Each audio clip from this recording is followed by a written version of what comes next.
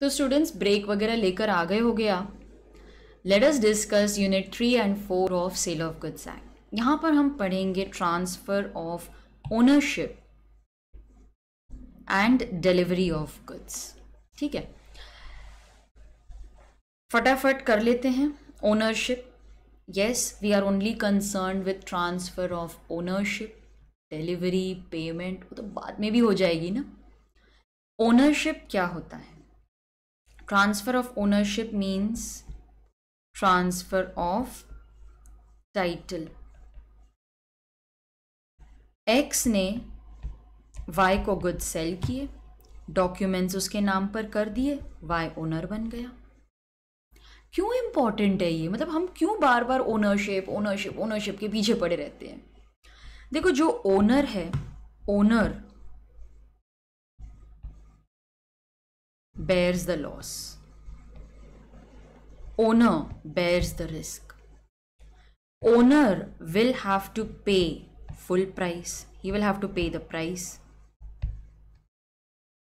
क्योंकि आपके पास ओनरशिप गई है तो आप फुल प्राइस पे करोगे, और अगर आप प्राइस नहीं पे करते तो हम केस भी कर देंगे।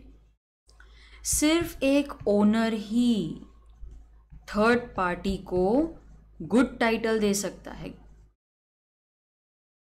कहाँ गया इरेजर? थोड़ा नीटली लिख देती हूं। Only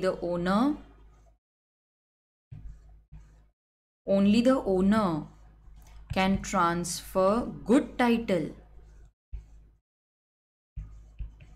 to third party.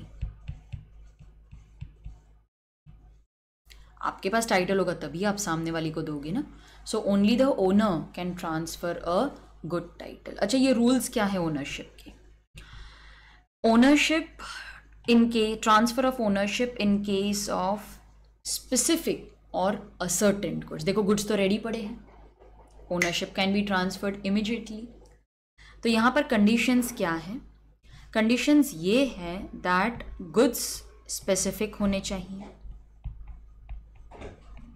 तभी तो ओनरशिप ट्रांसफर होगी ना।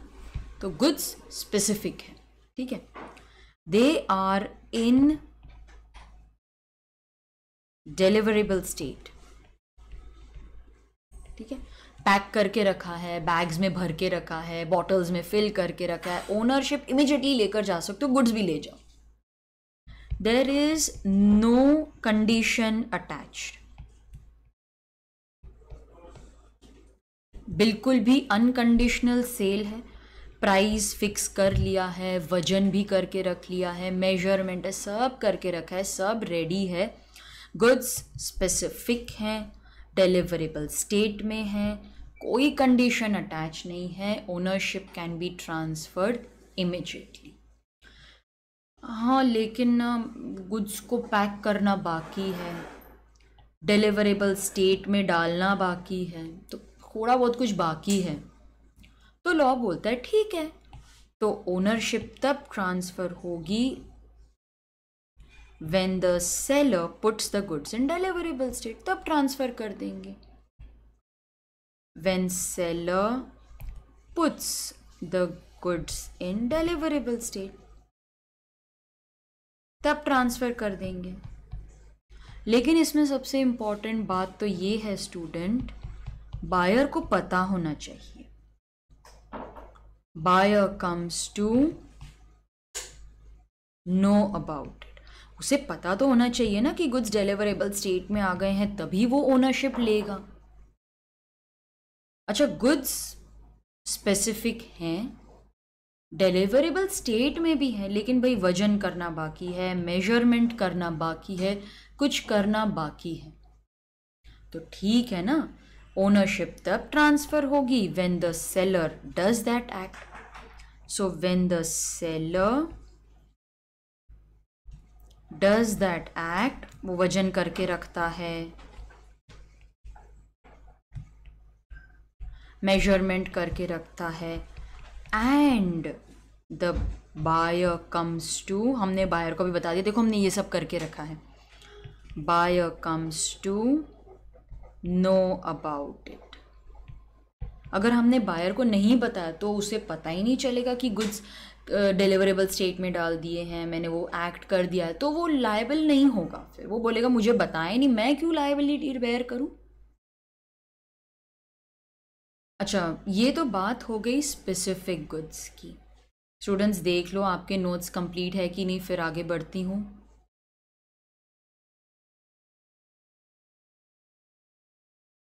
ठीक है। अच्छा, गुड्स अनअसर्टेन है, फ्यूचर गुड्स हैं। तो अनअसर्टेन मतलब they are not agreed upon, they are not in existence. Future ऐसे ही हो गए ना, शायद एग्जिस्टेंस में भी नहीं है at the time of contract of sale. हाँ तो ठीक है ना, जब गुड्स असर्टेन हो जाएंगे तब ओनरशिप ट्रांसफर कर देंगे। असर्टेन मतलब क्या? असर्टेन मतलब हमें आइडेंटिफाई करना है। जैसे लेट्स से फॉर एग्जांपल यहाँ पर ना 500 बैग्स पड़े हैं, ठीक है, ये 500 बैग्स है, ये सारे अनअसर्टेन्ड है, बल्क है। इनमें से मैंने आइडेंटिफाई कर लिया, ये निकालो, ये निकालो, ये निकालो, उसका मतलब है मैंने उन्हें असर्टेन कर दिया। आइडेंटिफाई कर, ये निकालो, ये निकालो, ये निकालो। अप्रोप्रिएशन का मतलब है टू सेट असाइड, साइड में निकाल। तो आइडेंटिफाई कर लिया, साइड में निकाल दिया, ओनरशिप ट्रांसफर हो गई। तो असर्टेनमेंट मतलब आइडेंटिफाई करना, ये नॉर्मली ना सेलर करता है, ओके, बाय सेलर लिख दो। और अप्रोप्रिएशन मतलब टू सेट असाइड, ये जनरली कौन करता है? बायर करता है, ये बाय बायर होता है, ठीक है। तो असर्टेनमेंट मतलब आइडेंटिफाई करना, साइड में निकालना मतलब अप्रोप्रिएट, दोनों करते हैं। By buyer and seller actually दोनों होता है, साइड में निकालना दोनों करते हैं।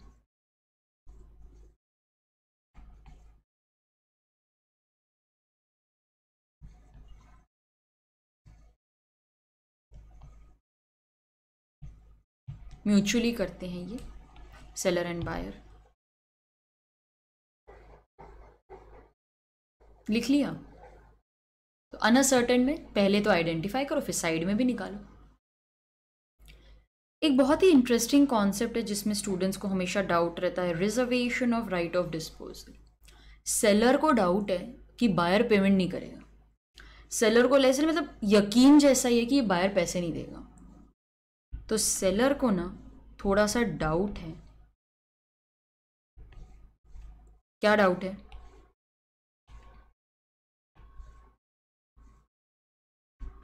दैट बायर वोंट पे। उसको तो डाउट है कि वो नहीं देगा, तो वो क्या करेगा? बोले ठीक है, तू पैसे नहीं देगा तो मैं गुड्स अपने पास ही रख लूँगा। अगर मेरे पास नहीं भी है तो डॉक्यूमेंट्स मैं अपने पास रखूँगा, मेरे ही नाम पे रखूँगा, तेरे नाम पे तभी दूंगा जब तू पेमेंट करेगा या फिर जो कंडीशंस है वो पूरी करेगा। Seller is reserving the right of disposal. So seller may like to retain the ownership, वो ओनरशिप अपने पास ही रखना चाहता है अंटिल सम लेटर डेट। मतलब तुम प्राइस पे कर दो या फिर कंडीशन सेटिस्फाई कर दो, he may do so by reserving the right of disposal. देखो देयर आर सर्टेन केसेस जहां पर हम तो अज्यूम करते सेलर के पास तो राइट है, जब तक बायर पैसे नहीं देगा, कंडीशन सेटिस्फाई नहीं करेगा, ओनरशिप ट्रांसफर नहीं होगी। By taking the documents in his own name वो रिजर्व कर लेगा। By sending bill of exchange to the buyer along with the price, तो बिल ऑफ एक्सचेंज भेजेगा, भाई तू एक्सेप्ट करके भेज। जब तक ऑनर नहीं करेगा ना तब तक ओनरशिप नहीं देंगे तुझे।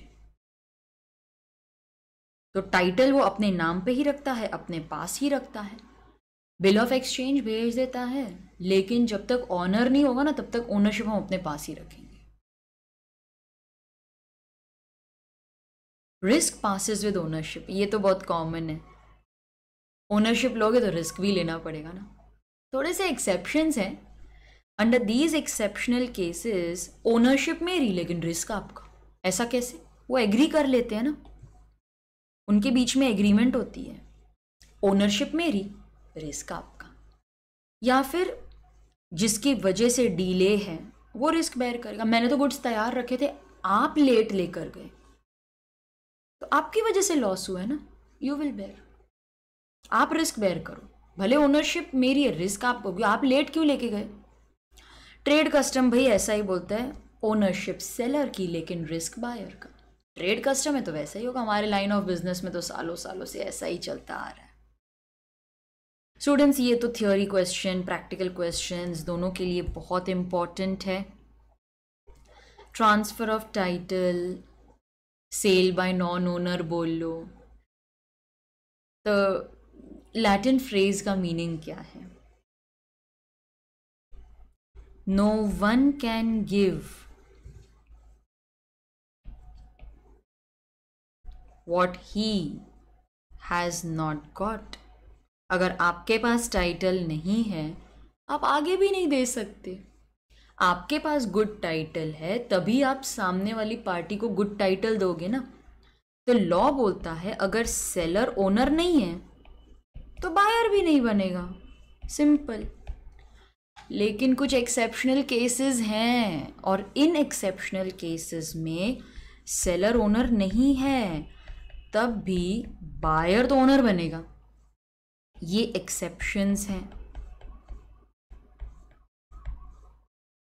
सेलर ओनर नहीं है तब भी बायर ओनर बनेगा। ऐसे कौन से एक्सेप्शंस हैं? Sale by mercantile agent. Students, मैं डिटेल में डिस्कस नहीं कर रही क्योंकि फिर बहुत ही लंबा हो जाएगा ये। आप सिर्फ हेडिंग फिलहाल देख लो। हाँ, जो इम्पॉर्टेंट वाला है ना वो मैं आपके साथ विद एग्जाम्पल डिस्कस करूंगी। वॉइडेबल, ये बहुत इंपॉर्टेंट है, जिसपे एग्जाम में क्वेश्चन आता है वो डिस्कस करेंगे। एक्स ने वाई पे फ्रॉड किया, ठीक है, और वाई से एक नेकलेस ले लिया।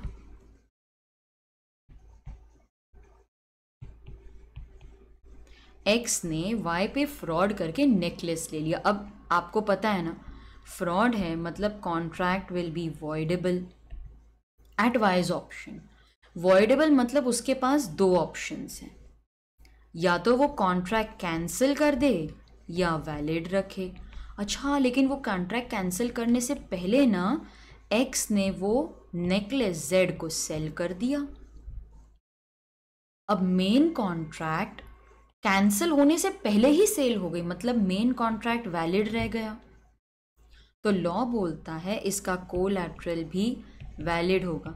लेकिन हाँ, थोड़े से कंडीशंस हैं, that Z should take it in good faith without knowing about the fraud, and the sale should be under a contract voidable, it should be before the contract is cancel. ये सारे conditions है, satisfy हो गए तब cell. अगर x owner नहीं भी है ना तब भी जेड तो ओनर बनेगा। फिर और एक्सेप्शंस हैं, sale by seller in possession after sale. Seller ने सेल कर दी है लेकिन पोजेशन अभी भी अपने पास है, पोजेशन इसके पास है, ओनरशिप दे दी है, लेकिन फिर भी वो किसी थर्ड पार्टी को सेल करता है जो एज यूजुअल गुड फेथ में लेता है। तो लॉ बोलता है इसको राइट मिलेगी, क्योंकि पोजेशन एक भी बार ट्रांसफर नहीं हुआ ना बायर को। Buyer obtaining possession before property, मतलब बायर के पास पोजेशन आ गया, ओनरशिप नहीं आ गई है। तो बायर के पास पोजेशन है, ओनरशिप नहीं है, फिर भी वो थर्ड पार्टी को सेल करते हैं, और थर्ड पार्टी अगर गुड फेथ में लेता है तो फिर उसे टाइटल मिलेगा। सेल बाय अनपेड सेलर अभी हम आगे पढ़ने वाले हैं। ऑफिशियल रिसीवर, लिक्विडेटर, ये जब इंसॉल्वेंसी पे अपॉइंट होते हैं तो ओनर नहीं भी है फिर भी सेल वैलिड होगा, बिकॉज जब तक वो सेल नहीं करेंगे पैसा कहाँ से आएगा इंसॉल्वेंट पर्सन के डेट्स पे करने के लिए। सेल बाय फाइंडर, जब तक वो गुड सेल नहीं करेगा उसे पैसे नहीं मिलेंगे अपने एक्सपेंसेस के लिए। Sale by pawnee pledgee under certain circumstances, कि भाई पॉनर पैसे नहीं दे रहा, गुड्स पेरिशेबल है, कितने टाइम तक अपने पास रखें, सेल कर दो। स्टूडेंट्स ये हेडिंग्स आपको याद रखनी है, इन पे थ्योरी क्वेश्चंस आते हैं, प्रैक्टिकल भी आते हैं। देख लो सब आपने बराबर लिखा है या नहीं। ओके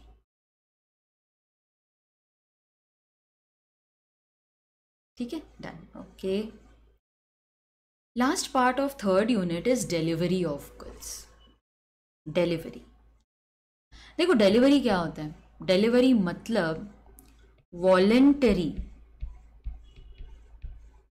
ट्रांसफर ऑफ पोजेशन, ये कीवर्ड्स हैं। Voluntary transfer of possession by one person to another. मैंने डिलीवरी में सिर्फ पोजेशन की बात होती है, ओनरशिप की नहीं होती, ये ध्यान रखो। वॉलेंटरली आप ट्रांसफर करते हो गुड्स। 3 टाइप्स की डिलीवरी होती है, एक्चुअल, कंस्ट्रक्टिव, सिंबॉलिक। एक्चुअल मतलब मैंने एक्चुअली फिजिकली गुड्स ट्रांसफर किए, मैंने जाकर दिए हैं फिजिकली। कंस्ट्रक्टिव, इधर ना कीवर्ड है एक्नॉलेजमेंट, ये कीवर्ड है एक्नॉलेजमेंट, दिखाना, वो कंस्ट्रक्टिव डिलीवरी है।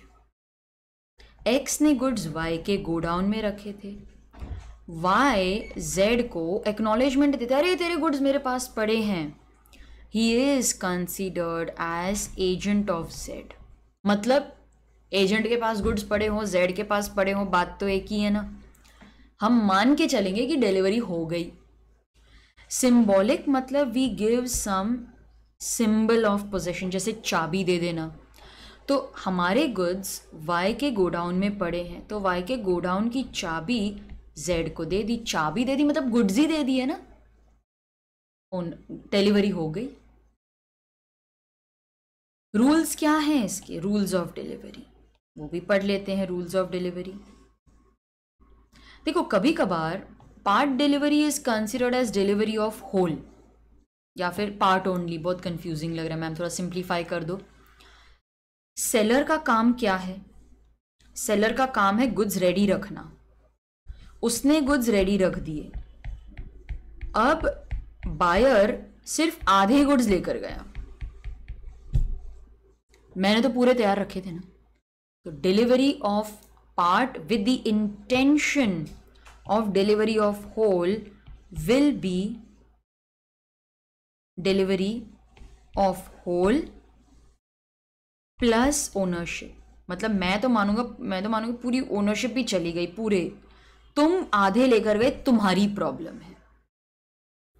लेकिन delivery of part with the intention of delivering part only, मेरा इंटेंशन था मैं इंस्टॉलमेंट में ही डिलीवर करूं, then in that case it will be considered as delivery of part only। Ownership भी पार्ट की ही जाएगी, plus ownership of part only, क्योंकि आपका इंटेंशन था। तो मैं क्या बोल सकती हूँ कि इंटेंशन सबसे इंपॉर्टेंट है। आपका इंटेंशन क्या था कि उसे डिलीवरी ऑफ पार्ट ट्रीट करना है या होल ट्रीट करना है। Buyer has to apply for delivery, buyer should request for delivery। जब तक बायर रिक्वेस्ट नहीं करेगा ना, सेलर का काम है बस गुड्स रेडी रखना, फिर बायर देखे उसको कैसे डिलीवरी लेकर जानी है। प्लेस, अगर प्लेस स्पेसिफाइड है तो वही प्लेस पे करो डिलीवरी। प्लेस स्पेसिफाइड है then delivery must be at that place only.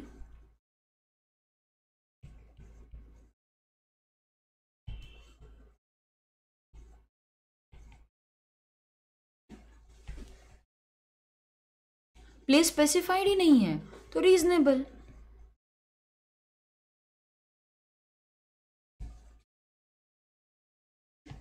तो रीजनेबल प्लेस पे करो। टाइम, टाइम स्पेसिफाइड, यही टाइम पे डिलीवरी होनी चाहिए, तो सेम ही है, ये तो सब सेम ही है।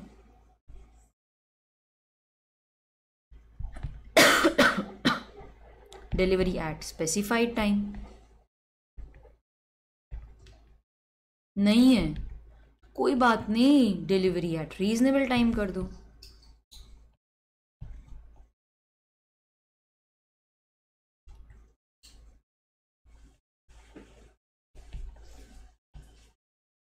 गुड्स थर्ड पार्टी के पोजेशन में है और वो एक्नॉलेजमेंट देता है, हाँ तुम्हारे गुड्स मेरे पास पड़े हैं।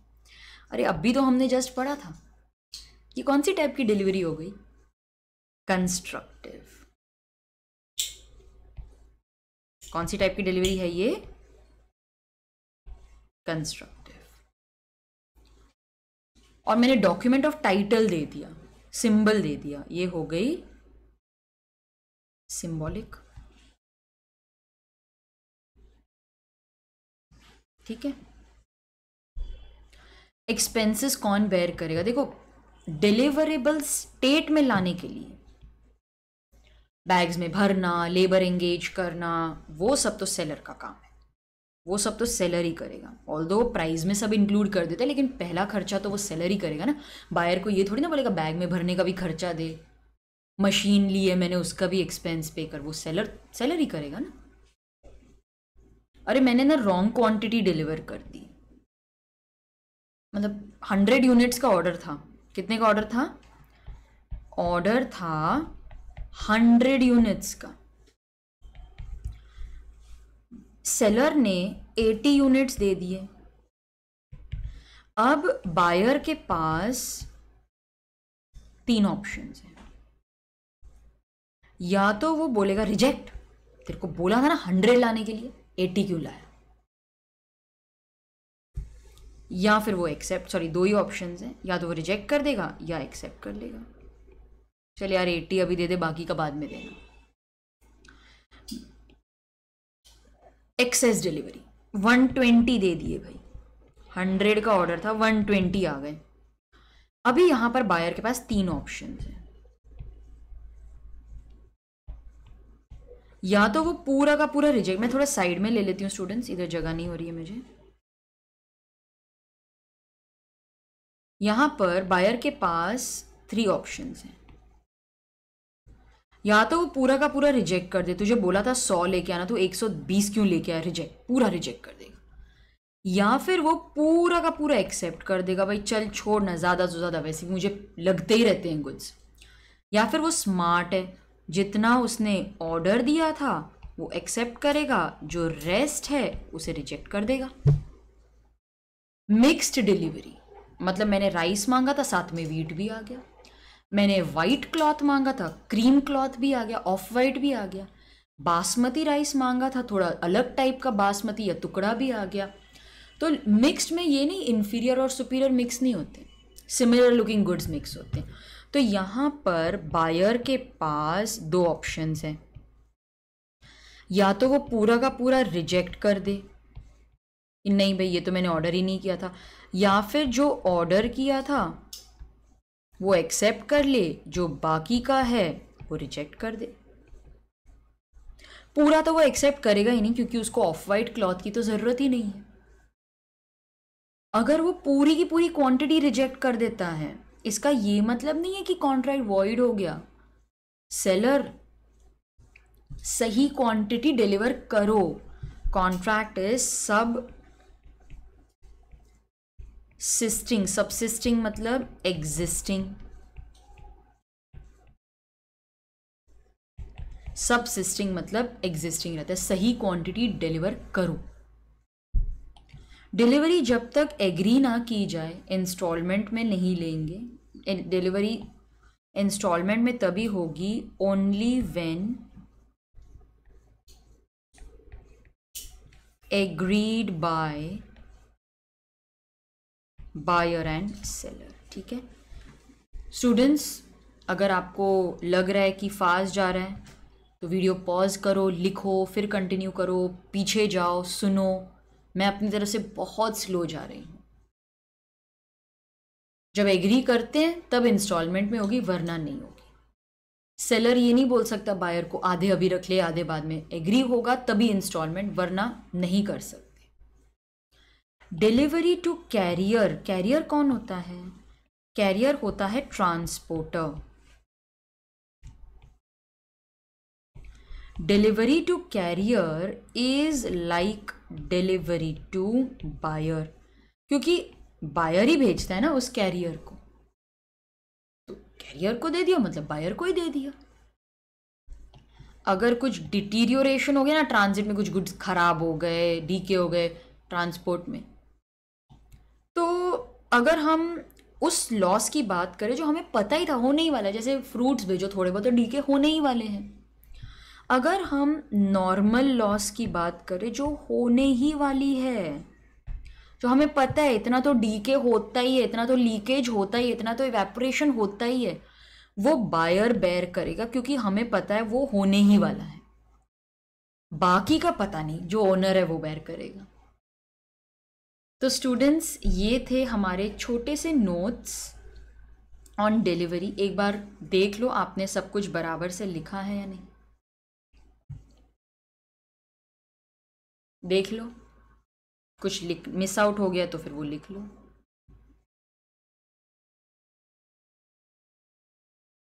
और यहाँ पर ये देखो, चलो ये हो गया ना अगर आपका। Then now we will proceed to unit 4 unpaid seller. Next let us discuss unpaid seller. अब अनपेड सेलर कौन है? अनपेड सेलर वो पर्सन है जिसे पूरा प्राइस नहीं मिला है। Okay, whole price has not been paid और टेंडर्ड, मतलब बायर ने तो ऑफर भी नहीं किया था कि मैं पेमेंट कर दूं क्या,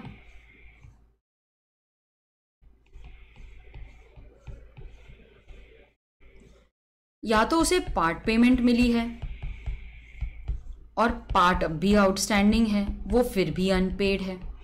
तो दो चीज़ें हो सकती हैं, या तो उसे कुछ भी नहीं मिला या थोड़ा मिला, थोड़ा बाकी है। What are the rights of unpaid seller? He has right against the goods, right against the buyer personally. तो वो या तो गुड्स के अगेंस्ट राइट एक्सरसाइज करता है, बट उसके लिए तो गुड्स उसके पास होने चाहिए ना, या वो बायर के अगेंस्ट एक्शन ले सकता है, पर्सनली उसे लायबल कर सकता है। राइट अगेंस्ट द गुड्स में सबसे पहली राइट है right of lien. Lien means to retain. देखो अगर गुड्स मेरे पास हैं तो मैं अपने पास ही रखूंगी, जब तक पैसे नहीं मिलते मैं गुड्स देने वाली नहीं हूं। तो right of lien means right to retain. जब तक तुम पैसे नहीं दोगे मैं गुड्स देने वाली नहीं हूं। लेकिन क्या कंडीशंस होनी चाहिए? हम लियन कब एक्सरसाइज कर सकते हैं? देखो हम लियन तभी एक्सरसाइज कर सकते हैं जब गुड्स क्रेडिट पे दिए थे, क्रेडिट पीरियड ख़त्म हो गया। ओके, क्रेडिट पे दिए थे but the credit period expires. अब भी मुझे पैसे नहीं मिले, मैं तो गुड्स अपने पास ही रखूंगी। हमने गुड्स क्रेडिट पीरियड पे दिए थे, ख़त्म हो गया, अब तक पेमेंट नहीं आई, गुड्स हम अपने पास ही रखेंगे। अच्छा, ऐसा कोई भी क्रेडिट पीरियड नहीं था, नो क्रेडिट पीरियड, तो फिर तो तुम्हें गुड्स इमीडिएटली पेमेंट करनी चाहिए थी। तुमने पैसे नहीं दिए, गुड्स हम अपने पास ही रखेंगे। सो कोई क्रेडिट पीरियड ही नहीं थी, पैसा मिला ही नहीं है, हम अनपेड रह गए, हम नहीं देंगे गुड्स तुम्हें। जब तक पैसे नहीं दोगे हम गुड्स नहीं देने वाले तुम्हें। तीसरी कंडीशन है कि हमें पता लगा है that the buyer has become insolvent.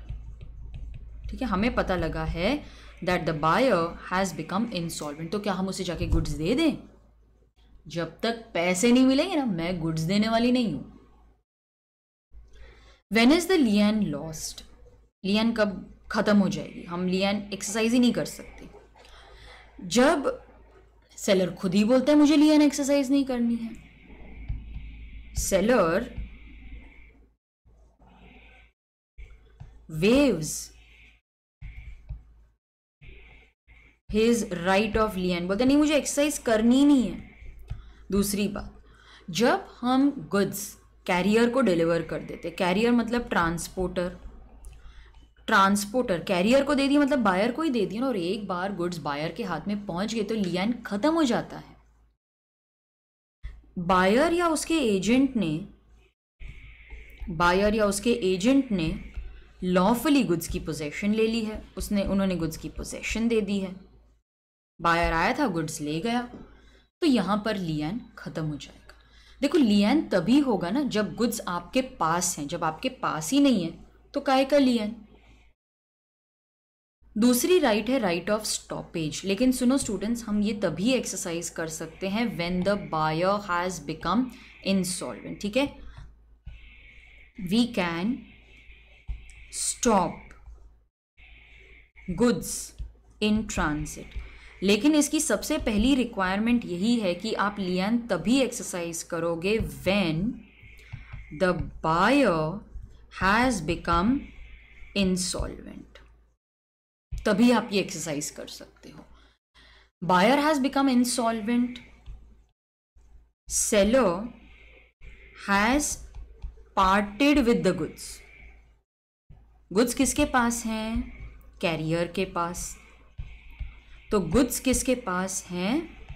Career के पास। सेलर अनपेड है। ठीक है, तो हम ये राइट तभी एक्सरसाइज कर सकते हैं when the buyer has become insolvent. तो हम बोलेंगे कैरियर को, ए रुक जा रुक जा रुक जा, गुड्स डिलीवर मत कर, वो इंसॉल्वेंट हो गया, पैसे नहीं देगा, वापस लेकर आ, वापस लेकर आ। तो बायर इंसॉल्वेंट हो गया, सेलर ने गुड्स दिए हुए थे, कैरियर के पास थे, सेलर अनपेड है तो गुड्स वापस मंगवा लेगा। When does transit come to an end? Transit कब खत्म होगी? जब गुड्स बायर के पास पहुंच जाएंगे। Okay, goods reach the buyer, तो जब उसके पास गुड्स पहुंच जाएंगे ट्रांजिट खत्म हो जाएगी। दूसरी कंडीशन, बायर गुड्स डेस्टिनेशन पे पहुंचने से पहले डिलीवरी ले लेते हैं। They take delivery before goods reach destination. Railway station पे आ जाते हैं, डिलीवरी ले जाते हैं। यहां पर वो आफ्टर डेस्टिनेशन की बात हो रही है।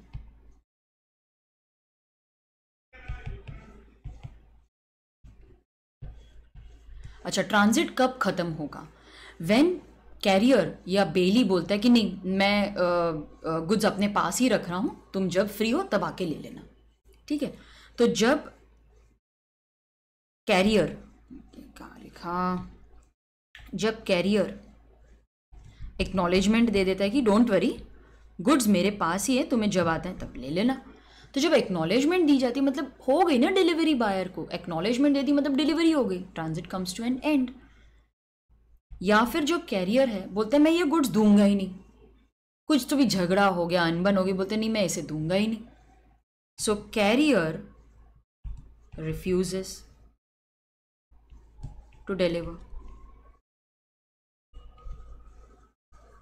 तो गुड्स बायर के पास पहुंच जाते हैं, ट्रांजिट खत्म। ट्रांजिट मतलब गुड्स जब तक बायर के पास नहीं पहुंचे थे ट्रांजिट में रहते, आप कभी भी बुला सकते हो। पहुंच गए, ट्रांजिट खत्म। एजेंट ने डिलीवरी ले ली, ट्रांजिट खत्म। कैरियर एक्नॉलेजमेंट दे देते, ट्रांजिट खत्म। Carrier wrongfully refuses to deliver the goods, transit खत्म।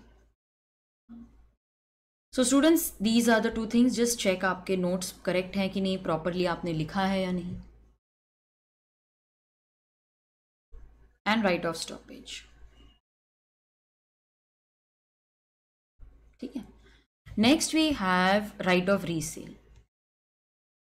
रीसेल मतलब देखो, अभी बहुत टाइम हो गया, हमने तो बहुत वेट किया, अभी तुम पैसे ही नहीं दे रहे, तो कितने टाइम तक गुड्स अपने पास रखे ना? गुड्स पेरिशेबल है, ज्यादा टाइम हम अपने पास नहीं रख सकते। गुड्स आर पेरिशेबल, ज्यादा टाइम तक हम अपने पास नहीं रख सकते, बेच दो गुड्स। मैंने बायर को नोटिस दिया था। ओके,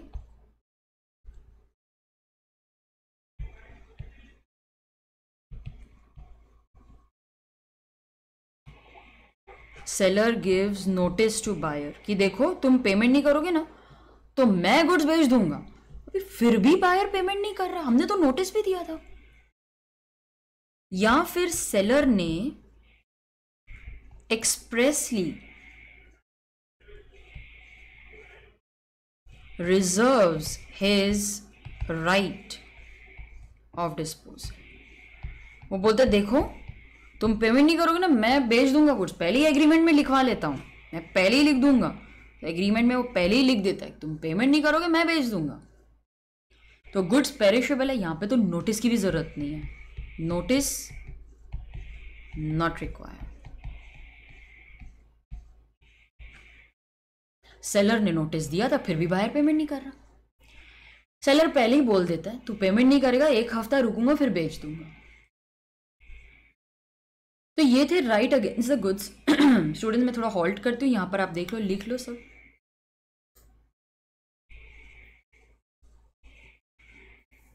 ओके अच्छा यहां पे देखो, right against the buyer personally. आप अगर गुड्स आपने दे दिए, अब गुड्स दे दिए तो हम वापस तो नहीं मंगवा सकते, तो क्या करोगे फिर? You can file a suit for the price. अब गुड्स तो चले गए तो केस कर दो, प्राइस रिकवर कर लो। केस तो कर ही सकते हो ना बायर के अगेंस्ट, पर्सनली तो एक्शन ले ही सकते हो ना। We can file a suit for damages for non acceptance. हम डैमेजेस भी रिकवर कर सकते हैं, हम कॉन्ट्रैक्ट कैंसिल भी कर सकते हैं, and we can also recover, अगर हमने कुछ पैसे वगैरह दिए हैं तो वो भी हम रिकवर कर सकते हैं। We can charge for interest. So these are the action rights against the buyer. तो ये था students right of unpaid seller. Last part पढ़ लेते हैं अभी, ऑक्शन सेल। इस पे शॉर्ट नोट आ सकता है, इस पे थ्योरी प्रैक्टिकल दोनों टाइप के क्वेश्चंस आ सकते हैं। ऑक्शन सेल मीनिंग क्या होता है? ऑक्शन सेल का meaning means when many buyers assemble and they offer to buy the goods. Many buyers assemble and offer to buy goods. जो ओनर और ऑक्शनियर का रिलेशन, जो ऑक्शन करवा रहा है, अच्छा मैंने उसके पहले एक सेंटेंस मिस कर दिया। Person who sells the goods on behalf of the owner is known as auctioneer. Okay तो हाँ, ओनर क्या करता है? ओनर एक ऑक्शनियर को अपॉइंट करता है।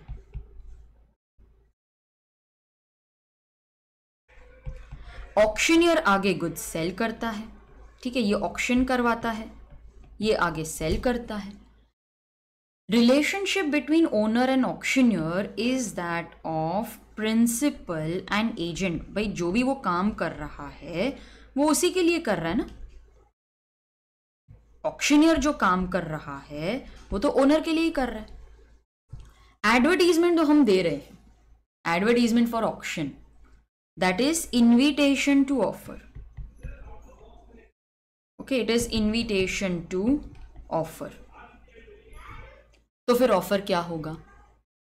Offer will be the bid, जो बिडिंग हो रही है वो ऑफर है। और एक्सेप्टेंस क्या होगा? Striking off hammer. कुछ नया कॉन्सेप्ट नहीं है स्टूडेंट्स, आपको ये सब ऑलरेडी पता है।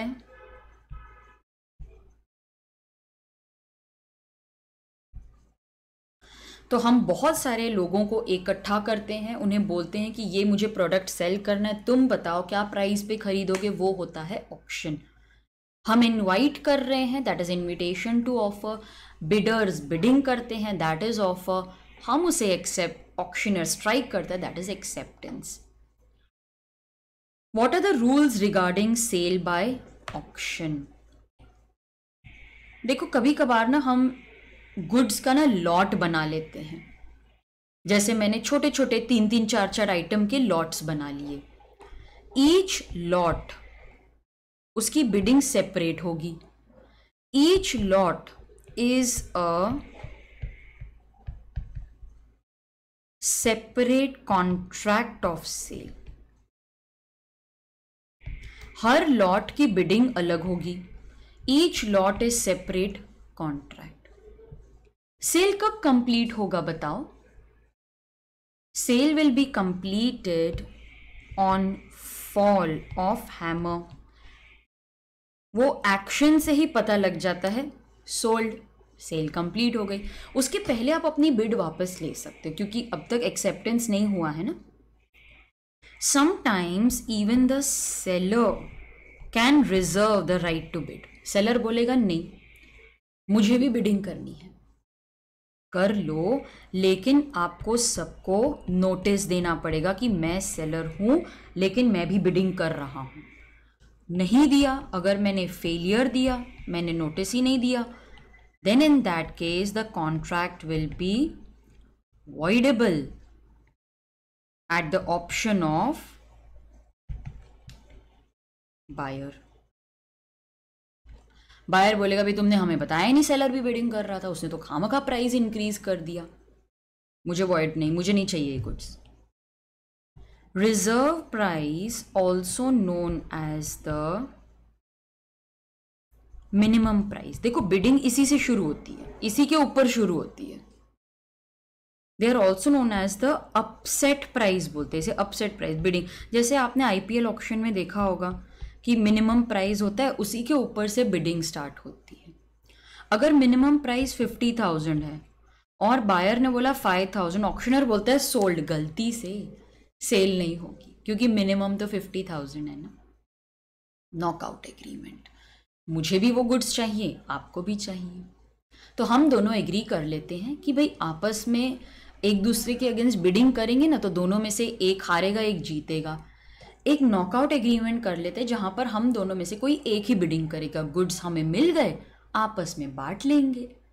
ये वैसे तो वैलिड है अगर वो गुड फेथ में है कि ज़्यादा क्यों पे करे, एक दूसरे से क्यों वहां पर लड़ाई करें।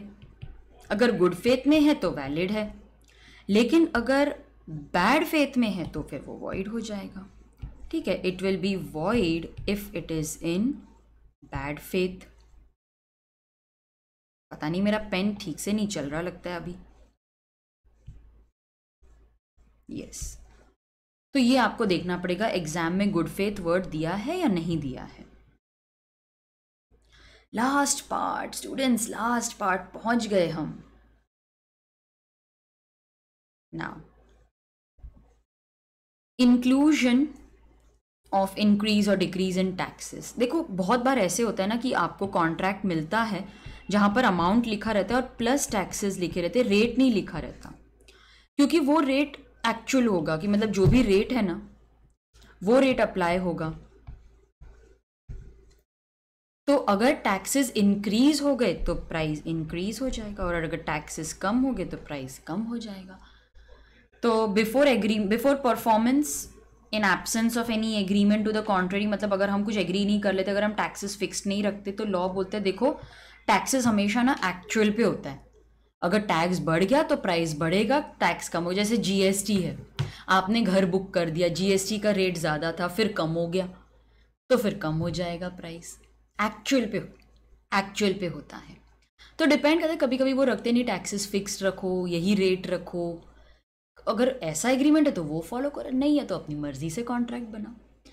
स्टूडेंट्स, अब हमारा ख़त्म हो चुका है सेल ऑफ गुड्स एक्ट। जल्दी, पता नहीं क्या हो रहा है अभी, मुझे मेरे आईपैड लगता है बहुत यूज़ किया तो फिर बंद जैसा ही हो गया, स्क्रॉल ही नहीं हो रहा अभी हुआ। देखो देखो देखो, आपने सब लिख लिया है करेक्टली। आई थिंक वो भी बोल रहा है मैम थोड़ा सा ब्रेक ले लो। देखो कैसे भाग रहा है, आगे आगे भाग रहा है भाई। मुझे लगता है थोड़ा सा ब्रेक मुझे लेना ही पड़ेगा, और मैं आपको मिलूंगी छोटे से ब्रेक के बाद, जहाँ पे हम फिर शुरुआत करेंगे कंपनीज एक्ट की। हाँ, ये मुझे आपको दिखाना था, ये देख लो आपने लिख लिया है कि नहीं, लिख लिया है ना। तो फिर एक छोटा सा ब्रेक लेते हैं, आईपैड भी मेरा थक गया है, उसे भी थोड़ी देर ऑफ कर देती हूँ। नेक्स्ट वीडियो में मिलती हूँ विद कंपनीज एक्ट।